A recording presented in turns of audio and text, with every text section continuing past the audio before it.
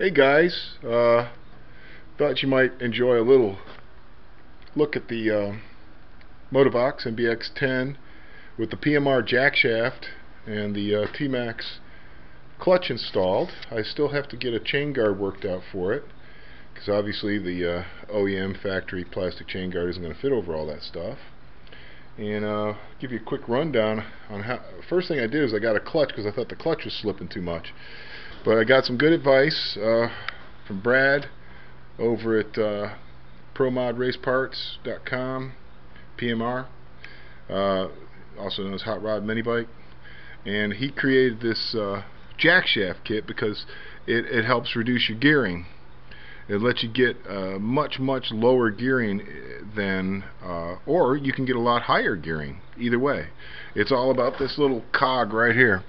This cog right there, that's a 10 tooth. That's the smallest cog I can fit on that 5/8 inch jack shaft. And so I put this small cog on it, and now it'll haul my 225 pound butt up about a 20% incline if I get a running start at it. It'll go all the places it wouldn't go before. Now, I don't really think the clutch did anything. That's a Torque Max clutch. It's an American made clutch, and it's probably a great clutch, so I'm going to leave it on there. But I think the factory clutch would have been just fine. The real thing that made this whole deal happen is that that nice piece of CNC aluminum there with the giant bearing in it. It's offset bearing to one side, trying to offset all the torque from all that. And you know, it's definitely something worth looking into. I mean, yeah, you could buy a 5 horsepower engine from Harbor Freight. I mean a 7 horsepower engine, 212 Predator, for the exact same money as this jack shaft. But honestly, this is the very first mini bike that my boy's ever going to ride, and I don't want to put him on a monster bike. I don't want to put him on a 7 horsepower bike that can go 50 miles an hour. You know, what I did is I want to get him going on it. I want to get him started on it, get him excited about it, get him used to it, and then once he's totally bored with this tiny little power plant, then we can put a big power plant on it, and I'll just sell this one. But as it is now, it doesn't go real fast. It maybe has a top speed of 15 miles an hour, which is perfect. That's exactly what I want. Nice slow top speed, and the governor's still in place and everything, and then with this low gearing, he can get up and down hills. He can go all through the woods. He can have fun with it. It can be his little goat. You know, he can ride this thing anywhere. It won't be real fast, but it'll get him where he wants to go. And that will be a lot more fun and a lot safer, and it'll take a lot of worry off my mind. But you can do a lot of things. You can change the jack shaft gearing around, and you can make this thing fast. You can make it slow, whatever. If you're on a flat level area and you just want top speed, you can get this thing way up there.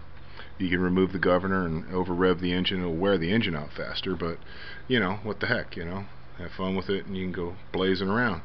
But this isn't really a high speed type machine. It's got tiny little wheels, and you know, I found out, I wiped out a couple times with this thing already, so it does not have a lot of side grip, and you know, I wouldn't want him to go real fast on it. But this is a little update basically on the mini bike project. So the next thing I gotta do obviously is make a chain guard, which I got some aluminum here and stuff. I'll see what I can come up with. I'm not too stupid when it comes to aluminum. I can work with aluminum. It's fairly easy, sheet aluminum and stuff. Cut it and bend it and pop rivet it and do whatever I gotta do to it, and I'm sure I can figure out how to attach that thing to it somehow. I've heard that the MBX11 has a cool little exhaust header that comes off of here and goes up under the seat and comes out the back.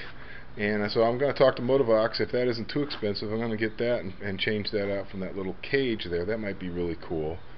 You know, just for looks. But I don't know. I've already spent quite a bit on this. You've got the $270 that the mini bike cost. Then you've got the $120 something that the jack shaft kit cost. And then the clutch, which I probably didn't really need, and then the lower gear, which I did need. So it's getting up there, and the helmet, and the gloves, and the boots. You know, it's a big birthday present for him. This is probably the most exciting, biggest birthday present he's had.